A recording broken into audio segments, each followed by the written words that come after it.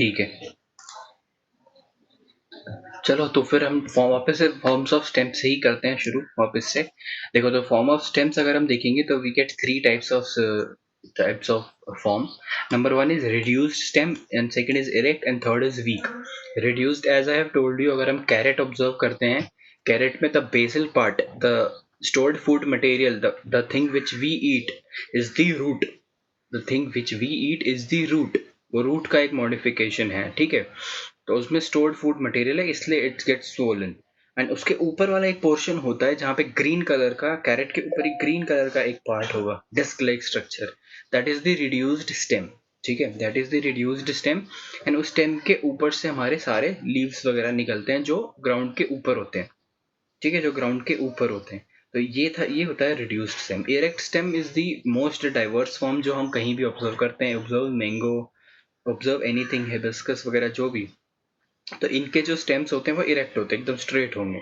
And third होता है week stem, जो लैंड के उस पे मतलब देख अपने आप से वो स्ट्रेट ही नहीं खड़े हो सकते. दे नीड सपोर्ट, उनको सपोर्ट चाहिए होता है. ठीक है, तो दे नीड सपोर्ट. सपोर्ट के लिए what can they do is, side में अगर कोई कुछ भी हो, may be a stake, may be a building, anything, तो वो किसी का भी सपोर्ट लेके देन दे स्टार्ट क्लाइंबिंग. ठीक है, तो ये देखा होगा हमने, इनको क्लाइंबर्स हम बोल देते हैं, क्रीपर्स हो जाते. क्लाइंबर इज समथिंग जो किसी को पकड़ के क्लाइंब कर जाए.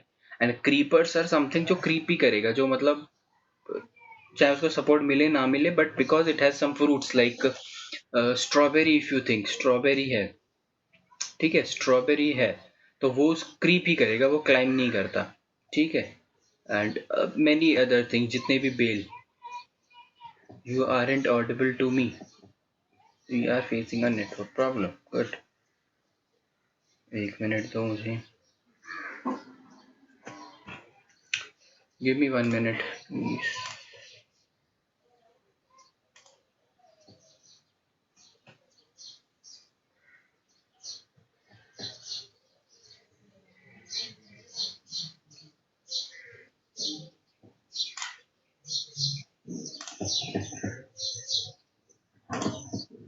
Now tell me, am I Audible?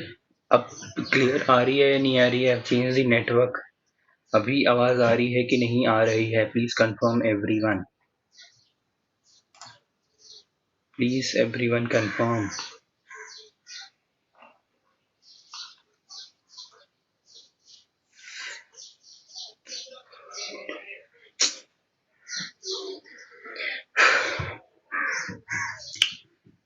अभी आवाज आ रही है आप लोगों को? Not audible, not audible, not Audible.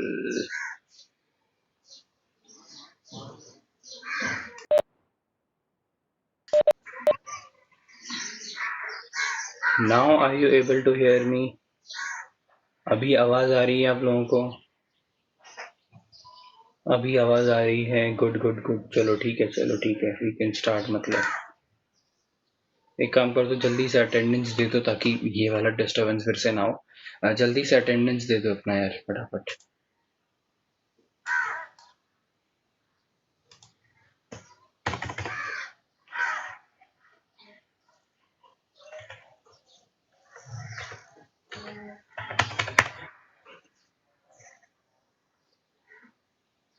हो गया सबका?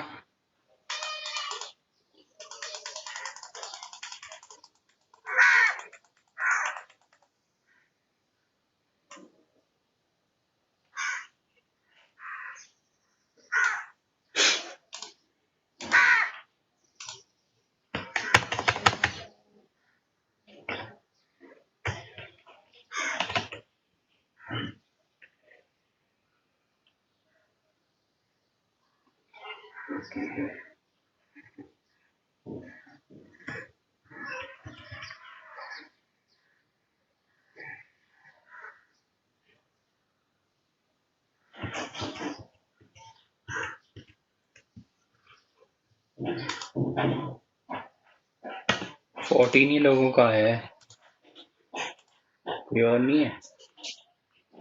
आई जस्ट टेल यू किस किस का आया है ताकि अभी मैं कंफर्म कर लो. निनाद, प्रिया राय, नेहा, पवन, प्रतीक, वैष्णवी, साहिल, सानिका, सरिता, Nupur, Gayatri, Bhakti, Karamjot and Jaideep. Is anyone missing? किसी का है जिसका नाम नहीं आया? हाँ 14 ही होने चाहिए यार, एक तो मैं ही हूँ. हाँ ठीक है.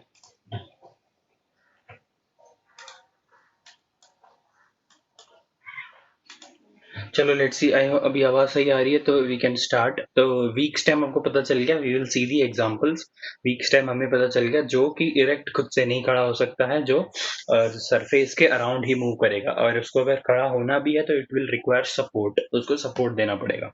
तो reduced stem, as I have told you, क्या होता है in some plants the stem is in the form of reduced small disc which is not differentiated into nodes and internodes. कुछ भी इसमें हमें ऑब्जर्व नहीं होगा बिकॉज इतना तो माइन्यूट सा तो होता है. ग्रीन कलर आपने देखा ही होगा.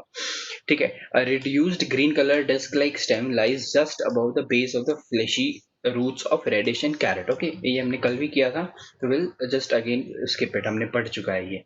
ठीक है. And erect stem, we as we all know, majority जो हम देख रहे हैं वो यही है. Majority of the angiosperms possess upright and growing ascending vertically erect stem. They are fixed in the soil with the help of roots. कोई doubt नहीं है, सिंपल चीज है. थर्ड इज हमारा वीक स्टेम. तो क्वेश्चन जो आते हैं इसके यहाँ से आते हैं. Water climbers, creepers, runner, stolon, offset, ये सारे जितने भी टाइप्स हैं इसके, we will be doing it and questions यहीं से आने हैं.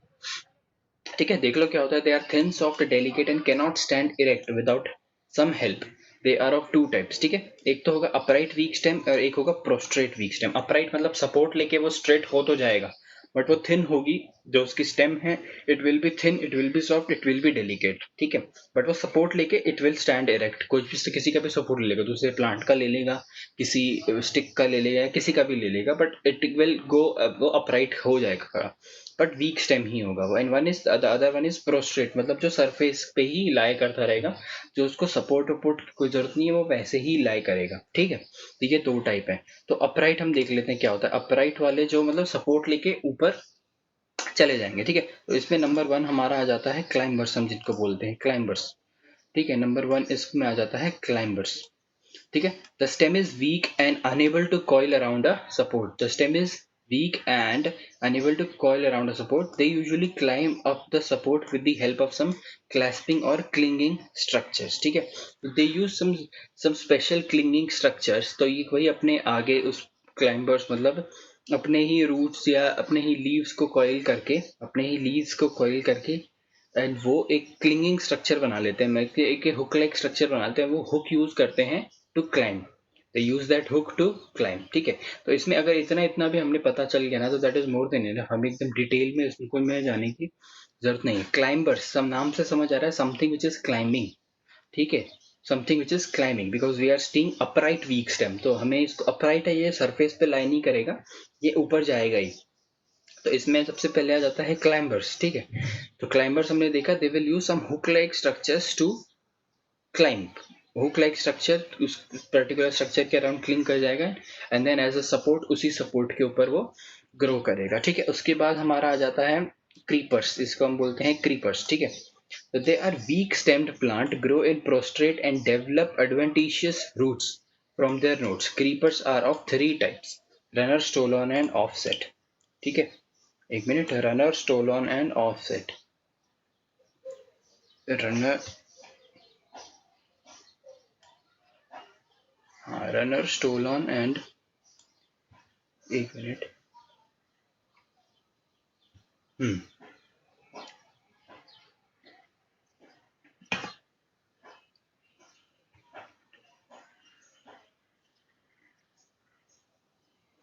हाँ देखो यहाँ पे ना, यहाँ पे एक बी पार्ट आना चाहिए था. दिस इज अपराइट ना.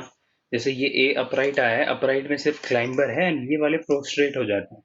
यहाँ पे बी करके एक ऑप्शन आना चाहिए था जिसका नाम होता प्रोस्ट्रेट वीक स्टेम. ठीक है. तो अगर आप चाहो तो लिख लेना क्रीपर के बाद से, बिकॉज क्रीपर वाले सारे सरफेस पे होंगे, ये भी सपोर्ट वपोर्ट नहीं लेते कोई. ठीक है. तो वो बी पार्ट यहाँ पे बी करके ऐसे मार्क कर लो अपनी नोटबुक में. यहाँ पे भाई ये अपराइट था, यहाँ पे उसका अपोजिट आ जाएगा. ठीक है. तो इसमें हमें देखना है three types: runner, stolon and offset. तीनों में डिफरेंस यूजुअली पूछा जाता है. ठीक है. तो हम देख लेते हैं. अब रनर देखो क्या है. In certain creepers, the axillary bud from the lowest leaf give rise to a special narrow modified branch which creeps over the surface of the soil. देखो इसमें क्या होगा, जो सबसे लोएस्ट एक्सिलरी बड है, ठीक है, उस पर्टिकुलर प्लांट का सबसे लोएस्ट एक्सिलरी बड है, एकदम जो सरफेस की जैसे ही सरफेस शुरू होती है वहीं पे जो एक्सिलरी बड होगा, axillary bud is just a normal bud जो एक्सिल पोजीशन पे होता है, मतलब टर्मिनेटरी एकदम एक्स एंड पे होता है, that is called is the axillary bud. ठीक है, जहां से जैसे this is a stem and this is a leaf ना, तो ये जो इनकी एक्सिस है यहाँ से वो बड ओरिजिनेट होगा। ठीक है, that is axillary bud. From the lowest leaf give rise to special narrow modified branch. तो अब क्या होगा, जैसे अगर दिस इज अ प्लांट ना, तो यहाँ से वो एक्सिलरी बड निकलेगा एंड वो it will start that it will get modified into a branch, एक ब्रांच के तौर पे मॉडिफाई करेगा एंड वो यहाँ से निकल के ऐसे ग्रो करने लगेगा ऑन द सरफेस पे ग्रो करने लगेगा। फॉर एग्जाम्पल देखो ये वाला, देखो this was the main parent plant, but इसमें क्या हुआ, जो लोएस्ट बड था यहाँ पे, लोएस्ट जो एक्सिलरी बड था, ठीक है, एकदम लोएस्ट लीफ के पास जो एक्सिलरी बड था, it has given rise to a narrow modified branch. ये देखो साइड से जो आ रही है एक मॉडिफाइड ब्रांच के तौर पे निकली, जो सरफेस पे क्रीप करी ओवर द सरफेस। एंड जैसे ही यहाँ पर जितने भी अभी इस ब्रांच पे जितने भी नोडल रीजन आएंगे, और जितने भी नोडल रीजन आएंगे वहाँ पे एक नया प्लांट ग्रो कर जाएगा। फिर यहाँ आ गया तो यहाँ पे एक नया प्लांट ग्रो कर जाएगा, अगर यहाँ पे नोडल पार्ट आ गया तो यहाँ पे एक नया प्लांट ग्रो कर जाएगा। ठीक है, ऐसे ही वो चलता रहेगा। ठीक है, तो this is nothing but runner. ठीक है, देख लेते हैं आगे। Each modified branch is a basal internode of the axillary bud which elongates and trail along the soil carrying the bud to a distance from mother plant। ठीक है, उस बड को एक डिस्टेंस पे लेके जाएगी एंड देन वहां से finally the bud get fixed in the soil and develop advantageous roots and become the new daughter plant. तो यहाँ पर जो वो बड होगा, यहाँ पर जो नोडल पोजीशन पे जो बड होगा, वो बड जैसे ही कांटेक्ट पे तो होगा ही सॉइल के, बट जैसे ही वो थोड़ा डिस्टेंस ले लेगा मदर प्लांट से, तो वो it will start developing adventitious root, और जैसे ही वो एडवेंटिशियस रूट डेवलप कर लेगा एंड देन वो अपना नया डॉटर प्लांट बनाना शुरू कर देगा। यहाँ पे भी एडवेंटिशियस रूट आ जाएंगे एंड एक डॉटर प्लांट बनना शुरू हो जाएगा एंड सेम थिंग आगे भी चलता रहेगा। तो आई होप आपको रनर समझ में आ गया। रनर क्या है, रनर इसको मान के चलो someone is running away from the mother plant, ऐसे मान के चलो। ठीक है, तो this was nothing but runner, जो हमने देख लिया ये वाला, A1 was the runner.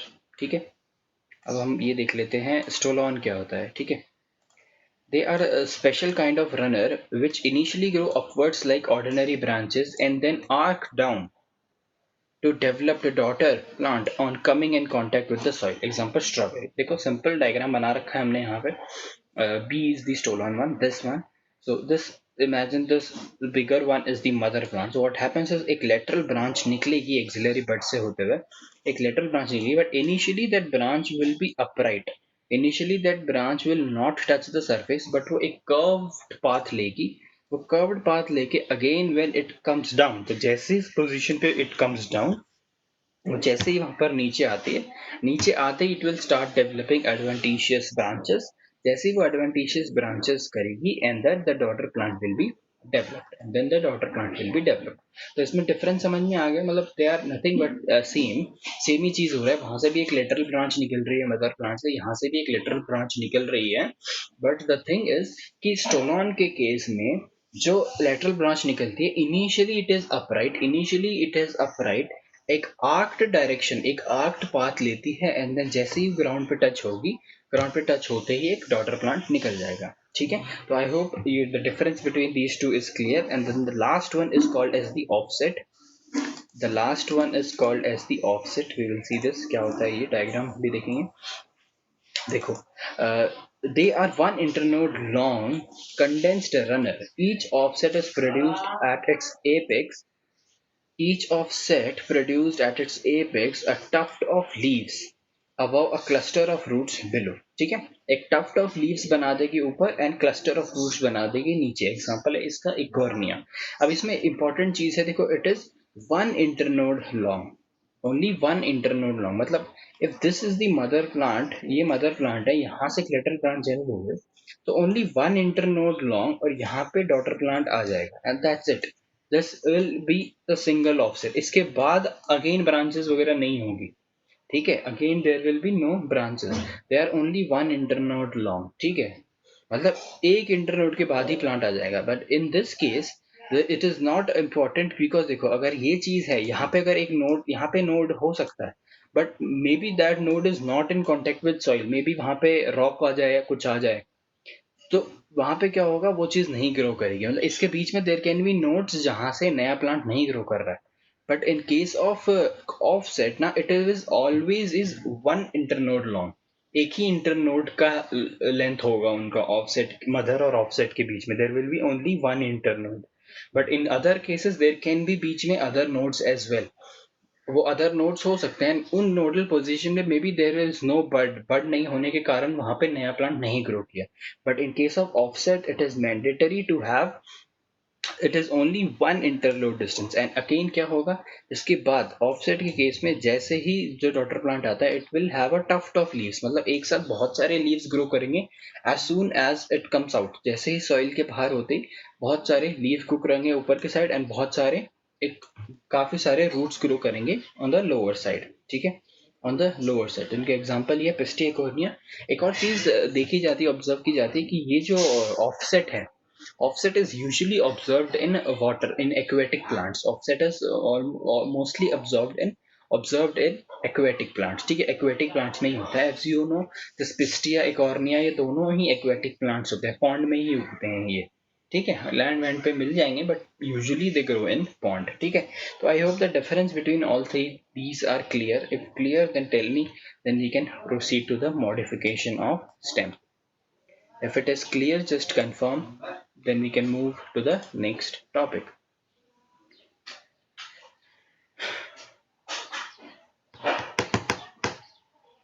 Okay, now we will be seeing the modification of stem. कि stem किस way में modified है, and in this particular chapter, these are the most important questions, like what are the modifications of root, what are the modifications of stem, what are the modification of leaves. So ये सारे modification यहाँ पे आने वाले हैं, ठीक है, यही इन पे क्वेश्चन बनने वाला है इनमें, इस पर्टिकुलर चैप्टर में। So will be seeing the underground modification. Let's see, पूरा एक बार ओवरव्यू ले लेते हैं क्या है अंडरग्राउंड मॉडिफिकेशन, हम देखेंगे क्या क्या होगा इसमें, ठीक है, जितने भी हैं। I think there are 4 types we are doing, tuber, bulbs and sucker, rhizome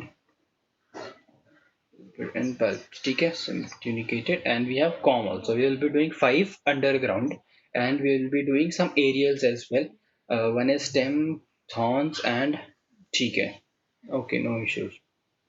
तो अभी हम पहले देख रहे हैं अंडरग्राउंड मॉडिफिकेशन, मतलब जो स्टेम है अंडरग्राउंड, मतलब बिलो द सॉइल किस किस वे में हमें मिलेगी, किस किस वे में हमें मिलेगी। There are like 5 different things, mostly it is stem है, it gets modified into a storage organ, it gets modified into a storage organ, and वो फूड स्टोर करने के चक्कर में वो जो पर्टिकुलर स्टेम होता है, it assumes a different kind of shapes, it assumes different kind of shapes. Let's see, देख लेते हैं एक बार, रीड करते करते चलेंगे। Underground stems are non green, देख लो, underground stems are non-greens and resemble roots in their general appearance, ठीक है। However, they can be distinguished by the presence of nodes and internodes, as we have already discussed. अगर हमें distinguish करना है something, some underground structures from is whether it is a stem or a root, we will see कि भाई इसमें nodes internodes है कि नहीं है।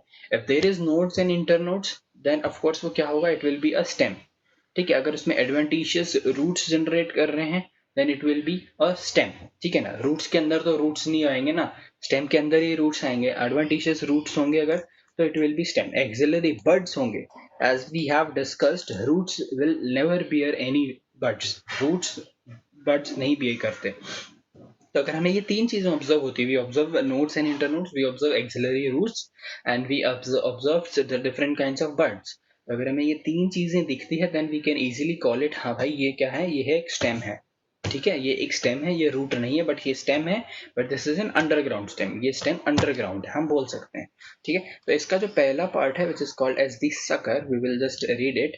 It is a modified underground branch of a stem that arises from the axillary bud of the underground part of the aerial stem. Axillary bud of the underground part of the aerial stem, मतलब ये बोल रहा है जो axillary underground part of the stem, तो इसमें कुछ part होगा उस स्टेम का, कुछ पार्ट होगा उस स्टेम का विच इज ऑलरेडी थोड़ा अंडरग्राउंड है, उस stem is a little bit underground, and stem underground होने की वजह से there is also one axillary bud which is There is also an auxiliary bud which is submerged, which is inside the soil, which is inside the soil. तो वो auxiliary bud क्या करेगा, एक axillary बड grow करेगा lateral branches में, एक ये हो गया और मान लो एक ये हो गया. एक्सिलरी बड जो है which are under the soil, they will grow they will grow and forms two lateral branches. ठीक है, देखो फिर क्या होगा, it grows obliquely below the surface of the soil to some distance. थोड़े डिस्टेंस के लिए दोनों ऑब्लिकली एकदम laterally parallel to the surface वो ग्रो करेंगे सॉइल के अंदर ही. ठीक है, and then emerges out in the form of aerial shoots. ठीक है, थोड़ा लेटरल ग्रो करने के बाद एक शूट के तौर पे वो बाहर ग्रो कर जाएंगे. अगेन दिस देखो, थोड़ा लेटरल किया देन अगेन आ गया, और यहाँ पे this is the main plant, ये तो रहेगा ही रहेगा. ठीक है, this is the main plant, ये तो रहेगा ही रहेगा. तो इसमें आपको समझ में आ गया क्या चीज हुआ, बिल्कुल सिंपल ही है ये. Each sucker is differentiated into nodes and internodes, bears scaly leaves and develops adventitious roots at the base of the nodes. Example chrysanthemum, mint जिसको हम बोलते हैं mint, अगर आपने देखा होगा तो mint usually grow in these forms. ठीक है, mint usually grow in these forms. ठीक है, chrysanthemum हो जाता है, mint हो जाता है. ठीक है, तो इसमें समझ में आ गया सकर, सिंपल थिंग. जो एक स्टेम है, एक स्टेम का स्टेम का कुछ पोर्शन अंडरग्राउंड होगा सॉइल के अंदर, एंड स्टेम का कुछ पोर्शन अंडरग्राउंड होने की वजह से उसके जो उस पर्टिकुलर स्टेम के एक्सिलरी बड्स हैं, वो एक्सिलरी बड्स भी क्या होंगे, अंडरग्राउंड होंगे. वो एक्सिलरी बड लैटरली ग्रो करेंगे, लैटरली ऑब्लिकली ग्रो करेंगे थ्रू थोड़ा सा डिस्टेंस, एंड जैसे ही वो थोड़ा डिस्टेंस ग्रो कर लेंगे दे विल कम अप, वो टिल्ट होके दे विल अपराइट एंड बाहर आके ग्रो कर जाएंगे, बाहर आके ग्रो कर जाएंगे. तो this is the one modification of stem which is called as the sucker. ठीक है, सकर के फॉर्म में वो आ जाएगा, मतलब स्टेम थोड़ी देर सरफेस के नीचे चलेगी and then it will come out. तो I hope this is clear. Just tell me if this is clear so that we can move to the next one, which is rhizome, which all of you have observed. Okay, ठीक है, let's see, इसको देख लेते हैं. Rhizome का example याद रखना, ऊपर वाले का सकर का मिंट याद रखना, क्रिसेंथेमम याद रख सकते हो. राइजोम तो always it will be ginger. Rhizome, ginger is a very good example of what you call it, rhizome. ठीक है, चलो देख लेते हैं. It is a perennial, perennial यानी throughout its life, throughout मतलब पूरा जिंदगी वो वहीं रहने वाला है. It is a perennial underground main axis of the plant which grows indefinitely, मतलब पूरा time below the soil surface, producing aerial leaves और शूट. थोड़ा स्पेलिंग यहाँ पे गड़बड़ हो गया, प्रोड्यूसिंग एरियल रूट्स और शूट्स. ठीक है, छोड़ दो यहाँ पे. Adventitious roots on the lower side in the favourable season, जब फेवरेबल सीजन होगा, एज यू हैव सीन, अगर आपने जिंजर ऑब्जर्व किया होगा ना, तो इसमें स्केल, ऐसे छोटे छोटे स्केल्स होते हैं, आपको लगेगा जैसे फिशेस पे कैसे स्केल्स होते हैं, तो इन पे भी स्केल्स होते हैं. तो वो स्केल्स से, स्केल्स इज दी, मान लो कि वो नोडल पार्ट है, वहां से एडवेंटिशियस रूट्स भी निकलेंगे. आप ऑब्जर्व कर सकते हो, अगर आप जिंजर फ्रेशली निकालते हो सॉइल से तो you will see the observe the roots. But जो घर में आपके आता है ऑफ कोर्स उसमें रूट्स वूट्स क्लियर किया हुआ होता है, but definitely you can observe these linings, you can observe the scales. ठीक है, स्केली लीव्स आप इजीली ऑब्जर्व कर सकते हो उसमें. ठीक है, तो they perinate during the unfavorable condition. Most of the rhizomes are fleshy and store reserved food material. ठीक है, they are differentiated into nodes and internodes. The nodes bear scaly leaves which protects the axillary bud. ठीक है, तो ये चीज आपको पता होनी चाहिए कि जो लीव्स का क्या काम होता है. लीव्स का अपना काम तो है कि फोटोसिंथेसिस वगैरह करना, बट एक और उनका जो मेजर काम होता है वो होता है एक्सिलरी बड को प्रोटेक्ट करना. If this is a stem and this is a leaves, in दोनों के एक्सिल पे, इन दोनों के एक्सिल पे there will always be an axillary bud. Now see, as we have already told, axillary bud can be both vegetative as well as floral. Vegetative bud give rise to leaves and floral buds give rise to a flower. तो देखिए दोनों type के buds हो सकते हैं axle axle पे. तो rhizome में कोई उतना कंफ्यूजन नहीं है. राइजोम तो हम सबको बताया, ये throughout its life it will be underground. ठीक है, ये प्रॉपर एक this entire thing is a stem. ठीक है, this entire thing is a stem, this is the shoot. ठीक है, this is the shoot and उस स्टेम के ऊपर ही we will get the roots. ठीक है, तो इसमें कोई डाउट है. राइजोम, जिंजर का एग्जांपल हमेशा याद रखना. जस्ट कंफर्म अगर ये चीज़ समझ में आ गई है तो जस्ट कंफर्म बता दो कि समझ आ गई है, because these are the very simple thing, ये आपने किया भी आई गेस पिछले क्लासेस में। ठीक है, तो we have done which one, we have done sucker and we have done rhizome, हमने 2 कर लिए, there are 3 more. Tuber again बहुत ही कॉमन एग्जांपल है, याद होगा सब लोगों को, है ना। ट्यूबर का एग्जांपल आपको पता ही होगा, दिख भी रहा है आपको फोटोज में। It's very simple. ट्यूबर हम ऑब्जर्व भी करते हैं, पोटैटोज को थोड़े दिन रख दो, you will observe those eyes. ठीक है, those eyes are nothing but the buds. ठीक है, जो आते हैं नोडल पोजीशन पे। ठीक है, पोटैटो में यू कैन नॉट ऑब्जर्व कि ये नोड है, इंटर नोड है, but you will definitely get to know अगर वहां से बर्ड आ रहा है तो that is the node part. चलो देख लेते हैं एक बार। तो ट्यूबर में देखो, ट्यूबर बेस्ट एग्जांपल है पोटैटो आर स्टेम ट्यूबर्स। ठीक है, पोटैटो जो है these are nothing but stem, potato stem है एंड उसके ही नीचे से वहां पे अपने एडवांटेजेस रूट्स निकल जाते हैं। This green colour part is of course the shoot. ठीक है, enlarge stolon thickens to develop into storage organ। ठीक है, इसमें क्या होगा देखो, स्टोलॉन हमने पढ़ा था, स्टोलॉन हमने पढ़ा था जो थोड़ा सरफेस के ऊपर ग्रो करेगा। तो these are nothing but enlarge stolon, stolon में ही वो जो थिक लाइनिंग होती है मदर प्लांट से डॉटर प्लांट में जाने के लिए, वो जो थिक लाइनिंग होती है, it is also a stem. तो वो particular stolon, that particular thing grows, उसके अंदर क्या हो जाता है, फूड स्टोर होने लग जाता है, उसके अंदर क्या होने लग जाता है, फूड स्टोर होने लग जाता है। ठीक है, उसके वजह से क्या होगा देखो, the tuber has all the parts of a normal stem including nodes and internodes. ठीक है, उसके अंदर होगा, एज आई टोल्ड यू, जहां से आईज, पोटैटो के वो जो आईज आ जाते हैं ना, दैट इज, वो जहां भी आते हैं that is the nodal region and rest of the region is the internodal region. ठीक है, the tuber is produced in one growing season and used to perennate the plant as a means of propagation। देखो इसमें क्या होता है, if this is a potato ना and you have such small eyes on it, the thing is अगर हम इसको ऐसे कट कर लें 1 2 3 4, तो we can use one potato to grow 4 potatoes, we can use one potato to grow 4 potatoes, because as you know these are birds। ये birds क्या करेंगे, जाएंगे और अगेन एक और प्लांट ग्रो करेंगे और उसके नीचे अगेन पोटैटोज आएंगे बहुत सारे। ठीक है, तो आई होप आपको समझ में आ गया होगा, क्योंकि इसमें जो इसके जो बर्ड्स होते हैं वो ट्यूबर, पोटैटो के जो ट्यूबर हैं वो can be used for vegetative propagation, it can be used for vegetative propagation. This things I think you have already studied it, ये अब चीज आपने पढ़ा है। तो आई होप ट्यूबर आपको क्लियर हो गया होगा। पोटैटो के ट्यूबर हम देखते हैं, पोटैटो के ट्यूबर हमने देख लिए। देन अगेन हमारा जो एग्जांपल हम will study this what we call it bulbs, हम देखेंगे। बल्ब्स के 2 एग्जांपल्स आते हैं again the day to day life में भी observe it, one is garlic and one is onion, both are the examples of bulbs. ठीक है, एक बार देख लेते हैं। The stem modification that has enlarged fleshy leaves emerging from the stem or surrounding the base of the stem is called a bulb. It is used to store food. It is used to store food. अब देखो इसमें क्या होगा, देखो यहाँ पे if you observe an onion ना, if you observe an onion, इसका अब ये मत समझना, यहाँ पे कंफ्यूज हो जाते हैं बच्चे की, इसके जो अनियन के जो ये हैं the layers thing which we use in cooking, those are not roots. ठीक है, those are not roots, those are the leaves, those are the fleshy leaves. ठीक है, those are the fleshy leaves. इसमें जो स्टेम होता है वो यहाँ पे होता है, डिस्क लाइक स्टेम, छोटा सा स्टेम। तो उस रिड्यूस्ड स्टेम होगा इसमें। ठीक है, रिड्यूस्ड स्टेम होगा, तो stem will be there will be advantageous roots, there will be stem के ऊपर, there will at apex there will be bud।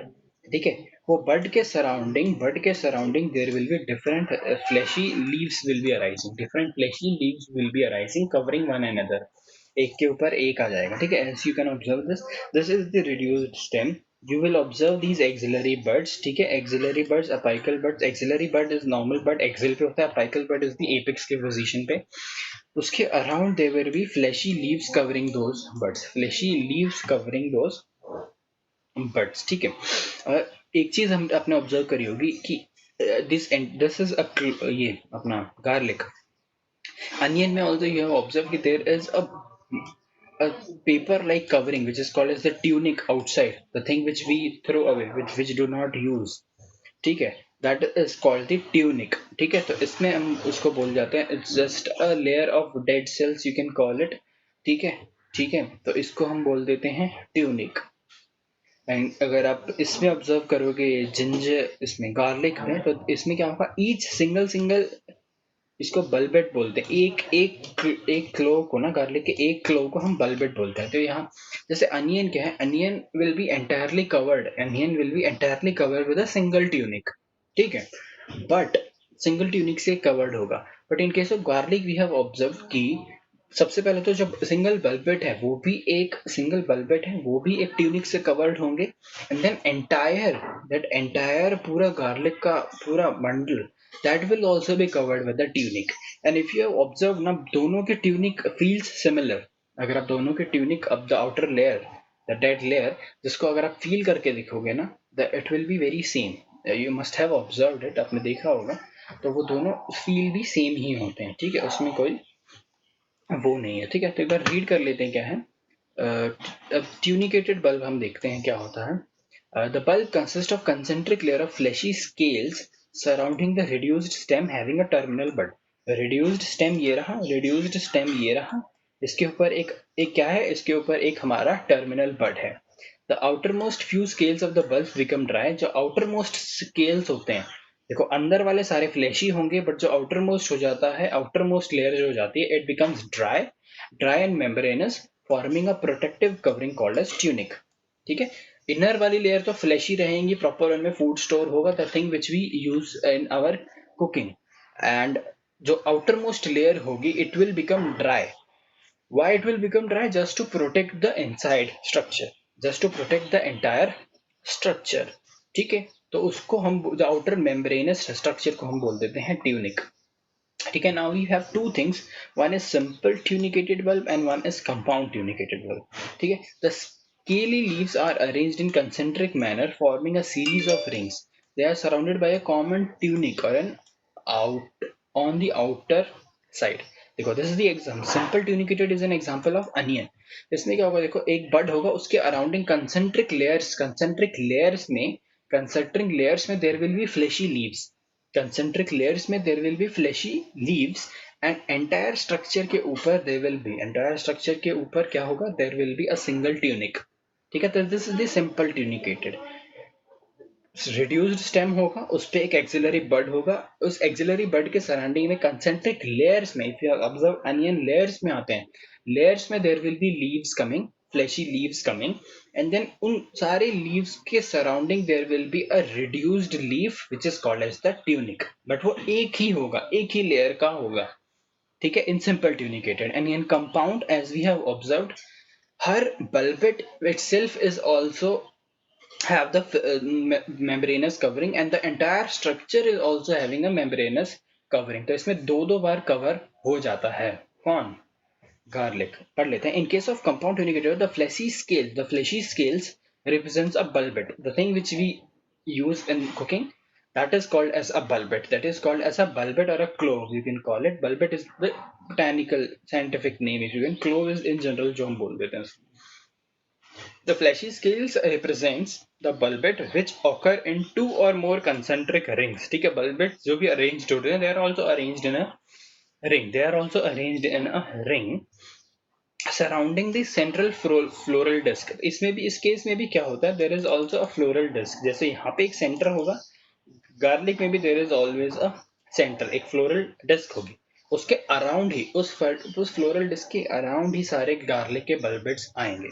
Each bulblet is surrounded by its own tunic, देखो ये है important, each bulblet is surrounded by its own tunic, and उसके बाद the entire structure is also covered by a single tunic, ठीक है।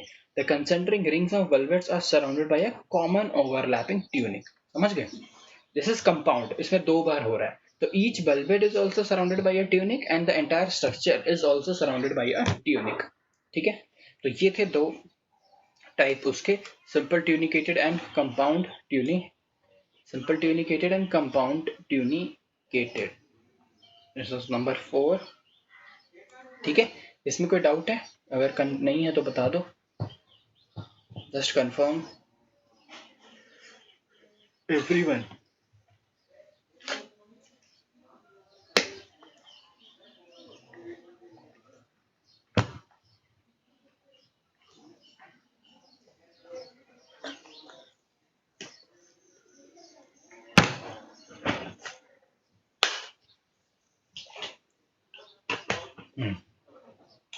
चलो we'll see the last one which is known as the corm. Amorphophilus में होता है ये चीज. एग्जाम्पल तो स्टेम ट्यूबर का एक और फोटो यहाँ पे लगा हुआ है. If you want to observe, this is nothing but a stem tuber. Corm देखो क्या होता है. It is a very much condensed, fleshy, solid and vertically growing rootstock with a large apical bud. It is usually unbranched. The shape of the corm is almost spherical and somewhat flattened from top to bottom due to the excessive deposition of food material. It bears adventitious root which arise from its basal position. Example Amorphophilus. ठीक है. This is the base. ये होगा central axis. ये होगा central axis. तो इसमें क्या होता है? These particular stems are very condensed. This particular structure is very condensed. मतलब एक के ऊपर एक आएगा. Then what we observe is अगर this is a parent com ना, तो उसी के ऊपर भी observe the daughter com. Parent com अगर ये है तो उसी के ऊपर हम डॉटर कॉम, मतलब इस पर्टिकुलर एक ही कॉम के ऊपर भी ऑब्जर्व 2-3 जनरेशंस, हम 2-3 generations of that particular plant हम ऑब्जर्व कर सकते हैं. तो इसमें कुछ डाउट वो नहीं होना चाहिए. बहुत ही सिंपल है कॉम. सबसे इंपॉर्टेंट वर्ड जो यहाँ पे इस पर्टिकुलर में लिखना है, it is the very must condensed है. Condensed fleshy solid and vertically growing root stock. ठीक है. Vertically growing root stock with large apical bud. इसका जो अपाइकल बड होता है it is very large, but इसकी जो पूरी जो स्टेम होती है that is very condensed. It is the पूरी स्टेम होती है ना, it is very condensed and of course we can observe these adventitious roots इस पर्टिकुलर स्ट्रक्चर्स. इसका रियल एग्जांपल देखना, बहुत ही कंडेंस, ये अमॉर्फोफाइलस ही सर्च करना, बहुत ही कंडेंस्ड स्ट्रक्चर होगा. This is of course diagrammatic, but अब रियल भी देखोगे तो it will look somewhat similar. ठीक है. तो ये हो जाता है कॉम. हमने अंडरग्राउंड मॉडिफिकेशंस ऑफ स्टेम हमने देख लिए हैं. What we are left with is the aerial examples, aerial things. ठीक है. ऑफ स्टेम हम देख रहे हैं. ठीक है. तो नंबर 1 हम देख लेते हैं स्टेम टेंड्रिल्स. अब tendrils as you know these are the coiled structure are called as the tendrils. Usually क्या होता है, लीव्स जो होती हैं, यूजुअली जो लीव्स होती हैं वो इस पर्टिकुलर स्ट्रक्चर में कॉइल्ड होती हैं. इस पर्टिकुलर स्ट्रक्चर में कॉइल्ड होती है टू क्लिंग, मतलब लीव्स अपने आप को मॉडिफाई कर लेगी एक रिड्यूस्ड फॉर्म में to form such type of coil, such type of hooking structures जो किसी भी स्ट्रक्चर को हुक करेगा एंड एज अ सपोर्ट उसको यूज करेगा. But we have also observe कि there are many stems, there are many छोटे पतले स्टेम्स. वो स्टेम्स भी अपने आप को कॉइल कर लेते हैं, अपने आप को कॉइल कर लेते हैं just to get support from other plants or some other structures. तो हमने स्टेम के टेंड्रिल्स भी देखे हैं. यूजुअली जो टेंड्रिल्स होते हैं, टेक माय वर्ड्स, यूजुअली जो टेंड्रिल्स होते हैं वो लीव से ही बनते हैं. ठीक है. तो ये चीज याद रखना. यूजुअली जो टेंड्रिल्स होंगे, यूजुअली तो आप कॉइल्ड स्ट्रक्चर देखोगे, that will always be a leaf, that will always be a leaf. ठीक है. लीफ ही होगा वो. But we have observe those things in stems as well. हमने वो स्टेम्स के तौर पे भी हमने देखा है. हमने ये चीज तो आपने जरूर ऑब्जर्व करी होगी. जैसे coiled structure I just tell me अगर आपने देखा है ना ऐसी चीजें, कॉइल्ड पर्टिकुलर स्ट्रक्चर्स जो कॉइल कर लेते हैं दूसरे जगह से. जस्ट कंफर्म इट कि आपने देखा है. हाँ चलो देखा है. ठीक है. सेम ट्रेंडल्स. अब थॉर्न्स मतलब पता है आपको, थॉर्न्स इज नथिंग बट कांटे. अगर इनको हम बोलते हैं थॉर्न्स इज नथिंग बट कांटे हिंदी में. ठीक है. The axillary bud of some plants become arrested and gets modified into stiff, sharp and a pointed structure called as thorns. They are deep-seated structure having vascular connection with stems. Besides reducing the transpiration, they protect the plant from browsing animals. Example pomegranate. इसमें क्या होगा, that particular stem, उसके जो stem है, it will get reduced. That particular stem में जो buds होंगे, उस particular stem में जो auxiliary buds होंगे, वो buds will get modified into a thin, sharp, pointed needle-like structures which is called as thorns. Example pomegranate में अगर आपने observe किया होगा तो stem के ऊपर ही you will observe those thorny structures or spiky structures. So those are called as the stem thorns. मतलब stem अपने आप को प्रोटेक्शन के तौर पे ये जो थॉर्न्स वो निकालता है, थॉर्न्स निकालता है. तो इसमें क्या होगा, स्टेम के ऊपर we will observe the needle like structures, तो it will be stem thorns. ठीक है. थर्ड इज इंपॉर्टेंट, ये बहुत जगह पूछा जाता है. Third one is important which is called as the phylloclade. ठीक है, एक दो वर्ड आएंगे, one is will be the phylloclade and one will be phyllode. जब फाइलोड आएगा तब हम दोनों को डिस्कस करेंगे. अभी के लिए आपको ये चीज याद रखनी है. समझ ये ऐसा प्लांट देखा है आपने, नीचे जो डायग्राम दिख रहा है ओपुंशिया, जरूर देखा होगा, कहाँ वहाँ बहुत मिल जाते हैं ये तो. ओपुंशिया देखा होगा, यस और नो? ओपुंशिया देखा है आप लोगों ने? ओपुंशिया नहीं देखा होगा मतलब इसके इसके सिमिलर कुछ तो देखा होगा, है ना? फ्लैटेंड करके ऐसे वो होते हैं, लीफ होती है उनकी.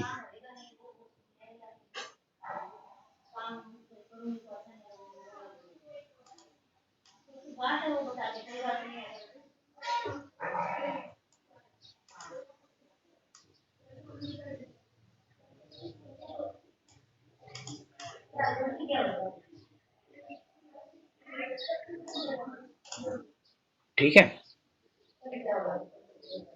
लिख लो. इन सम xerophytes the leaves are highly reduced and modified spines. The function of the leaves mainly photosynthesis is taken over by the stem which gets modified into a flattened example opuntia. तो इसमें क्या होगा, देखो जो है, जो ये these needle like structures जो आप देख रहे हो ना, these needle like structures is nothing, this needle like structure is nothing but leaves. ये जो needle like structure दिख रहा है ये लीफ के मॉडिफिकेशन है. leaves are reduced but leaves जिस स्ट्रक्चर पे लगा है, that green color, the bigger thing, flat and structure होता है, एकदम फ्लैट होता है, आपने अगर देखा होगा तो, that flat and green colour structure, that is the stem. ये स्टेम होता है, इसके ऊपर ये जो निडल लाइक होते हैं ये होते हैं लीव्स. ठीक है, जब हम लीव्स का मॉडिफिकेशन देखेंगे तब हम उसमें पढ़ेंगे ये लीव्स. इसमें बट जो ग्रीन कलर का पोर्शन है, that flattened structure, flattened thick fleshy structure, that is nothing but called as the phylloclade. ठीक है, ज़ेरोफाइटिक कंडीशन में होता है, they store reserved food, they store reserved food. ठीक है, दे स्टोर रिजर्व फूड अपना इसमें स्टोर करते हैं. ठीक है, तो stem and phylloclade. I hope आपको समझ में आ गया हो. Is this the modification clear आप लोगों को? अपने underground modification as well as the aerial modification, क्या ये क्लियर है आप लोगों को? क्या इसमें कोई डाउट है? अगर कोई डाउट है तो जस्ट आस्क. अगर नहीं है तो we will move to the functions जो हमें पता है already. We will just have to point it down. हम पॉइंट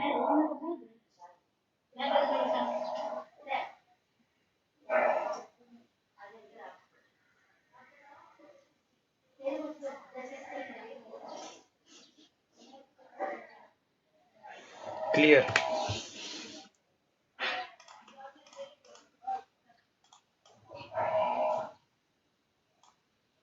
देख लेते हैं हम फंक्शंस क्या है स्टेम के. तो प्राइमरी फंक्शन देखेंगे, मतलब स्टेम का काम क्या होगा, बता दो आप क्या, ये आपको पता ही होगा. स्टेम का काम देखो क्या है. It bears leaves, hold them in such a position to provide the maximum sunlight. उनका काम है, जो लीव्स है हमारे, जो लीव्स हैं उनको एक ऐसी पोजीशन में होल्ड करके रखना ताकि उन पे मैक्सिमम सनलाइट वो आ सके. भाई सनलाइट क्यों चाहिए लीव्स को? Can anyone tell me, sunlight क्यों क्यों प्रोवाइड करना है इसको? सनलाइट क्या जरूरत है? ऐसे ही बहुत आती है सनलाइट.